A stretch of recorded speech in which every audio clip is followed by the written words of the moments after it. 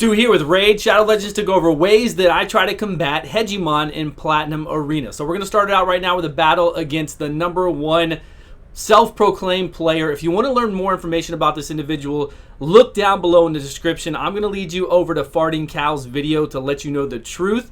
That way you can decide whether or not to support this person. But we are fighting him in Platinum Arena right now, and I'm using 2 Folies along with Dark Elhain, which it does force Rotos to attack us. Now, if I had 2 Dark Elhains, I think I could bring just those in with immunity artifacts, and Ray would provoke both of them to go, and I don't think Hegemon would be able to break in, and she would just decimate the whole team. So I'm hoping to pull a second Dark Elhain soon enough. Then we could come in here, just have 2 Dark Elhains, and boom, done. So there are ways to combat Hegemon, right? We come in there, we have Molly Tankard, which gives us a turn meter increase when we're hit. We have things like Mausoleum Mage that we can come in here with immunity artifacts on.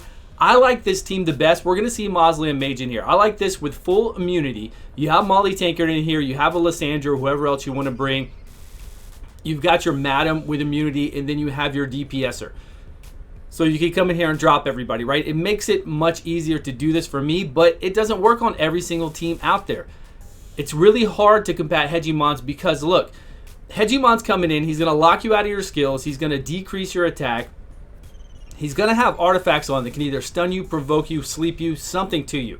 And those don't need accuracy to resistance. So no matter how high your resistance is, you could still get provoked, stunned, slept, whatever artifacts they have on him. So you got to have a way to put immunity on or to take it all off. To have your Mausoleum Mage in here or your Scartosis with immunity gear on to be able to strip all that off, and they have to be the fastest. Here we are. So I've got a team that I threw in here with shield set on our Skull Lord. He's going to be taking the hits from Rotos. Now, if I had a Rotos in all these teams, it'd be much easier. Super easy. So here we go. Mausoleum Mage A3, remove. He removed all that, gave us a little bit of heal and a small turn meter increase, just like Scartosis would. As long as there's like 2 or more or something. I don't know. Mausoleum Mage is a little bit different. I really just use Mausoleum Mage with my Seer to clear out waves. But here we're fighting against a team that just feared us. So there's just so many variables when you go up against a Hegemon. Again, you have to be worried about everything that Hegemon can do to you, so you have to come in with immunity gear or a way to take everything off. But that's not it. It's the team that you're facing coming in with that Hegemon, right? When you have immunity sets on everybody, it cuts down on how high your resistance can be, how high your accuracy can be, how fast your team can be. So to combat a Hegemon, you're having to make your team much weaker in general. So we've got to find ways to be able to try to get around that with Masteries, right? We're using Masteries that whenever our allies are crit, we get a chance to get a turn meter increase, 15%. We have Masteries that if we have a buff removed from us, we get a 30% chance to get a 10% turn meter increase. And then we're relying on things like Molly Tankard, who has, whenever she's hit at all, she gives our whole allies, all she has to do is be hit. She gives everybody a 15% turn meter increase. And then we have everybody in immunity. If we don't have everybody in immunity, if you do not have enough to do immunity on everybody, then try to get your Mausoleum Mage as the fastest on your team, have everybody else slower than him, have your Madam there, and then have your whoever else DPS.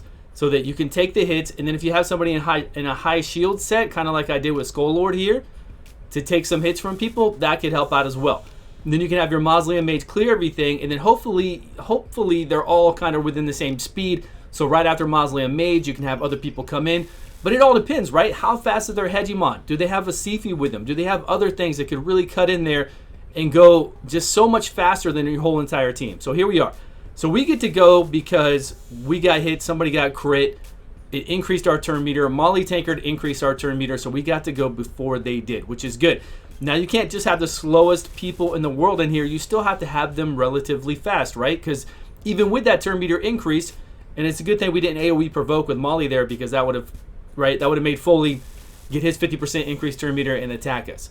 So for me, this is the best team I use.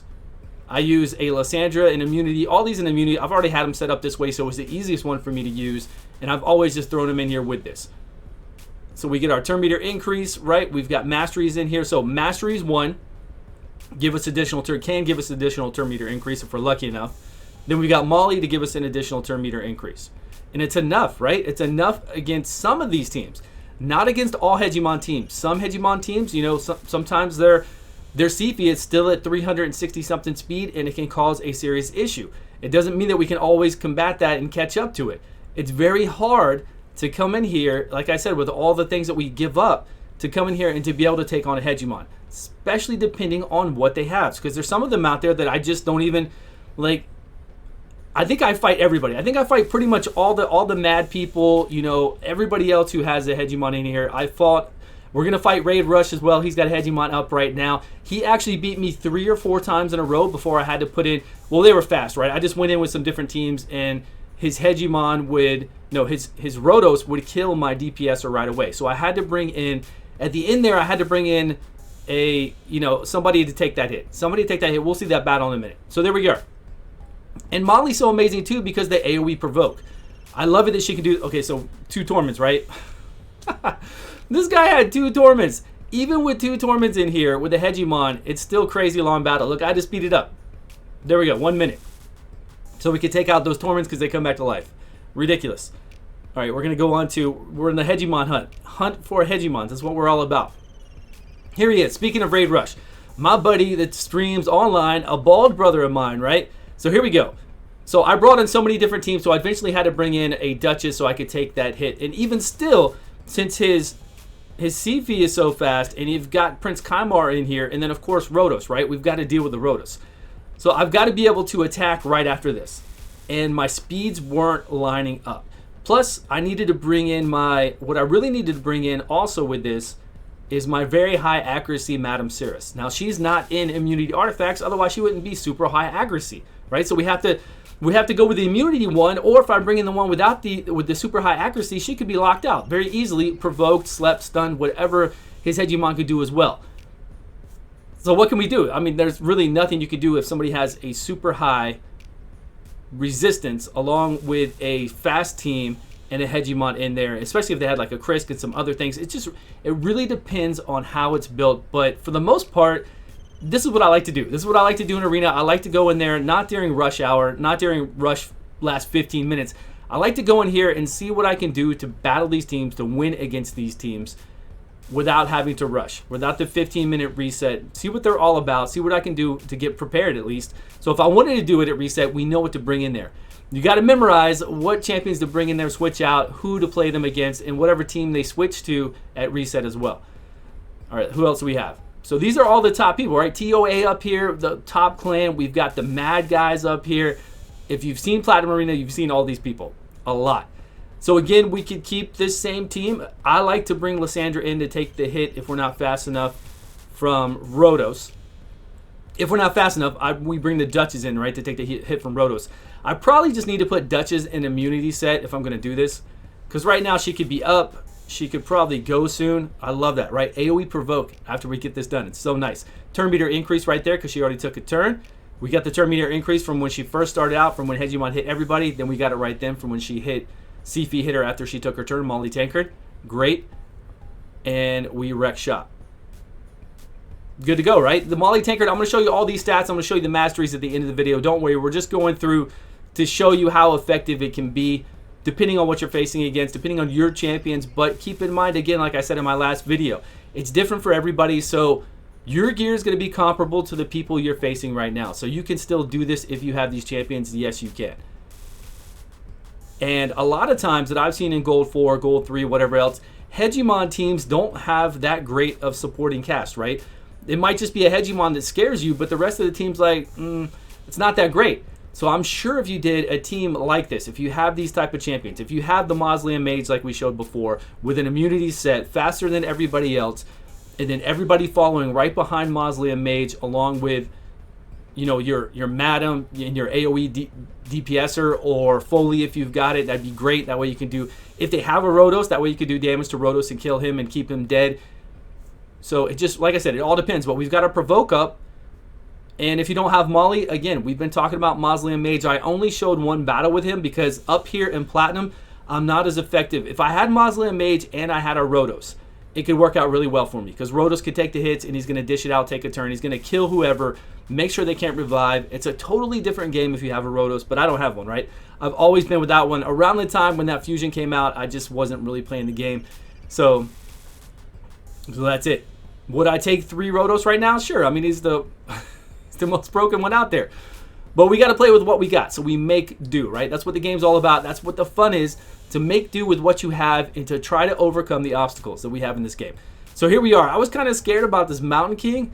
I'm like, okay, if I can kill everybody else and just have the Mountain King left, I will be okay. So I needed to bring in my really high also accuracy Madam. So we brought her in because I think the Sifi had high resistance. Because I did fight this team one other time before with my other immunity Madam. But we got lucky, right? Because she could have been locked out. See, this is one of those battles I was talking about. I lost the first round because I had my immunity Cirrus in here, Madam Cirrus. She didn't have enough accuracy to take the Sifi, to get the debuffs up. This one is 700, still didn't have enough. 700 plus whatever 20 you get when your skills are off cooldown. Didn't have enough to take Krisk down either at this one. So that Krisk is way high resistance. And she could have been, since she didn't have immunity artifacts on this Madam right here, she could have been locked out by this Hegemon. We got very lucky. Would I fight this team again? No, I wouldn't. Because I just got lucky with this Madam. If she would have gotten locked out, then we would be dead. 100%. So it's so crazy what you have to do to try to go up against a Hegemon.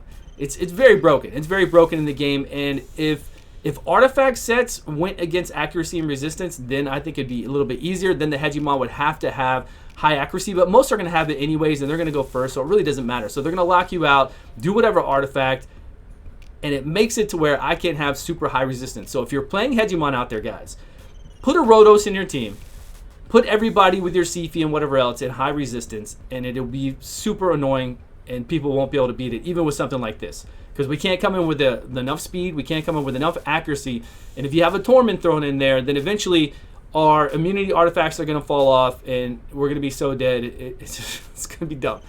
It's going to be ridiculously dumb, and then if you have the high accuracy on shields, then I can't take them off, I can't put a decrease, I can't do this right here, and then Trunda's not going to do what she needs to do. Plus, Trunda doesn't have the increased attack is what she really needs. She would be laying waste to all these guys if she had the increased attack on here. So if I did have a second Arbiter, and I could put Arbiter in the same thing that we're doing right now with Alessandra, that would be really good. But I don't. Unfortunately, I do not have a second Arbiter, so I can't do that. But I could maybe do it with a... I guess I could do the same thing with... You know who would be fun to do it with? It would be fun to do it with a Seeker. So I could do the same thing with a Seeker. I could switch all my gear from Alessandra to Seeker. Make him... He's going to go first then, right? When he goes with his immunity gear on, the same gear that Alessandra's got on, he's going to increase our turn meter plus by 30%, which is great. Plus give us that increased attack. And then Molly's really going to drop all these people. Hey... I might do that, or I might see what other kind of immunity gear I have on to bring my Seeker up to what Alessandra's at. Shouldn't be a problem, because we're not going to have to worry about accuracy at that point. I'm not trying to really go in there and get those provokes from Seeker. Seeker is such a great epic champion. I'll do a guide on him next, or I'll show him in Platinum Arena what you can use him in 12's Arena as well. He is really good. And then once he procs his passive, you know, your whole team turtles with that increased defense. He's a very, very good champion. That A1, 2-turn cooldown on his A2, and then he comes back around and provokes on his A1. Here we are against Swifty again. Excuse me. Swifty again.